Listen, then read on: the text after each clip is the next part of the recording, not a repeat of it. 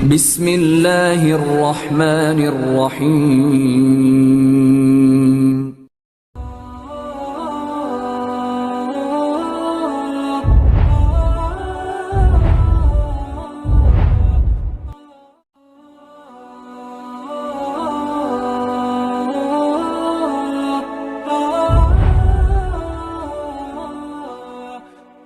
Dulu LDII ini namanya Islam Jamaah. Islam Jamaah itu di fatwa sesat. Kami pun belum duduk di MUI. Masih ketua MUI-nya Profesor Dr. Ibrahim Hussein, satu orang alim lulusan terbaik Universitas Al-Azhar Mesir. Di fatwa sesat karena Islam Jamaah ini memang menyimpang akidahnya, mengatakan selain dia kafir semua. Jadi takfiri lah ini ya. Kafaro yukafiru takfiron, mengkafirkan orang. Sehingga di Medan ada Islam Jamaah, kan dia jemur baju, dia pergi ke sekeluarga, sore mau hujan, oleh tetangganya diambilin bajunya, dimasukkan ke dalam keranjang supaya nggak kena hujan. Begitu dia pulang marah, dia, kenapa diangkat ini? Tadi hujan lebat kan? Ya biar aja. Siapa yang angkat? Kami. Dicuci lagi. Karena yang megang itu dihitung najis. Maka ini aliran Islam Jamaah di fatwa sesat. Kemudian aliran Islam Jamaah menukar diri menjadi namanya Lemkari. Sempat populer juga, tapi diprotes sama lembaga karate. Kan namanya karate Lemkari, organisasi karate. Akhirnya ganti menjadi LDII, Lembaga Dakwah Islam Indonesia. Lambangnya pohon beringin, kayak Golkar lah, karena memang diselamatkan Golkar waktu itu. Kemudian LDII masih berjalan seperti itu, fatwa jalan terus bahwa LDII sesat. Belakangan LDII membuat paradigma baru, artinya mereka sudah berbaur dengan kita, sudah mulai diajarkan bahwa Islam itu ada banyak perbedaan furu. Misalnya yang satu kunut subuh, yang satu nggak kunut subuh, biasalah ya nggak? Yang satu pakai usoli, yang satu nggak pakai usoli, udah biasa. Mulai diajarkan. Maka sebagian menerima paradigma baru itu, sebagian belum menerima paradigma baru itu. Waktu saya di Papua, saya ceramah di Grisberg, di PT Freeport. Waktu itu bulan puasa, kami sholat tarawih.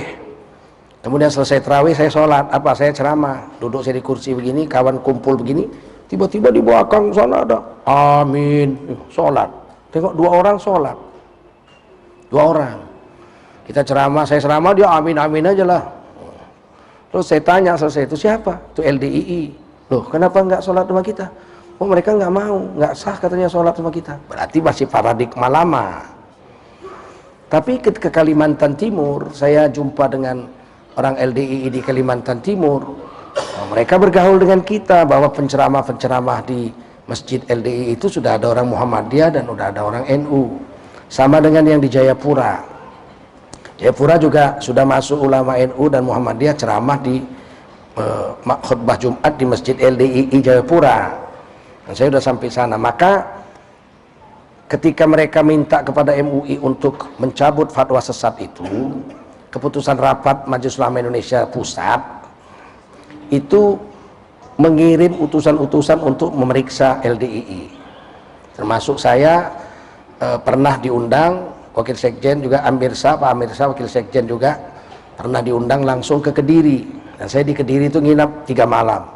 Secara kitab saya sudah periksa semua kitabnya, semuanya lurus. Satu perpustakaan itu ribuan buku lah, ribuan kitab saya periksa semuanya lurus. Nah, tetapi kawan-kawan di daerah masih ada yang mengatakan seperti Medan misalnya. Medan itu di Jalan Sungai Ular, mereka belum mau berbaur dengan kita. Tidak mau berbaur dengan kita sampai sekarang. Berarti masih paradigma lama. Oleh karena itu, pimpinan Majelis Ulama Indonesia memutuskan rapat yang terakhir beberapa tahun yang lalu ya. 5 tahun yang lalu mungkin. Karena Kiai Haji Khalil Ridwan masih duduk, sekarang beliau tidak duduk lagi, saya masih ada di situ sampai sekarang. Itu diputuskan oleh Kiai Ma'ruf waktu itu pimpinan LDII masih berlaku fatwa lama, tetapi apabila di satu daerah LDII sudah berubah, maka daerah itu melaporkan kepada MUI bahwa daerah itu sudah berubah, sudah paradigma baru, dan di daerah itu LDII tidak sesat lagi. Jadi seperti di Kalimantan Timur, di Jayapura, tapi di PT Freeport, di Grisberg itu masih nggak berubah.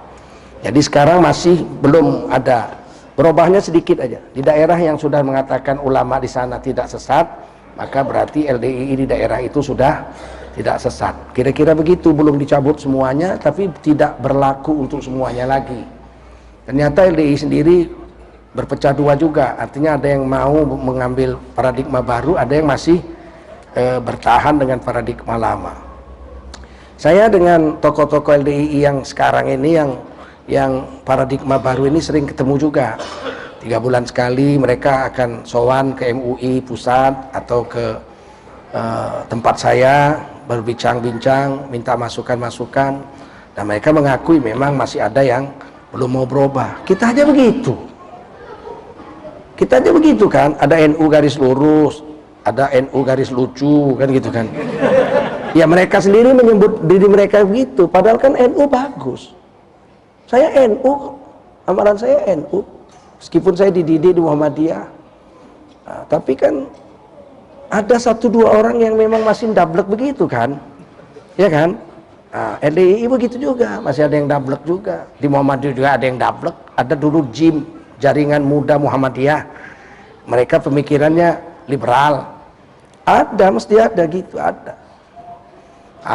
Di Muhammadiyah, di tempat saya di Matlaul Anwar sendiri, ada tokoh yang kita sekolahkan, mahasiswa S1 kita sekolahkan, dapat S2 di Malaysia, kita yang biayai, pulang-pulang jadi Syiah. Kan ada juga itu yang begitu-begitu itu. Jadi tetap saja kita wajib mengawasi.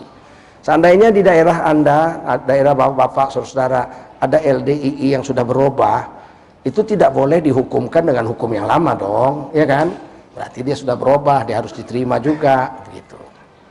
Ahmadiyah juga begitu. Ahmadiyah malah lebih parah, kafir kan. Ahmadiyah itu kafir, tidak sesat, kafir. Karena mengakui ada nabi setelah nabimu, tapi ada yang tobat. Bahkan jadi ulama juga di Bekasi itu, ulamanya Ahmadiyah, hafal hadis ribuan hadis itu. Tobat. Sekarang jadi kita ahli sunnah dan ikut jemaah tabligh di Bekasi. Seperti itu kira-kira.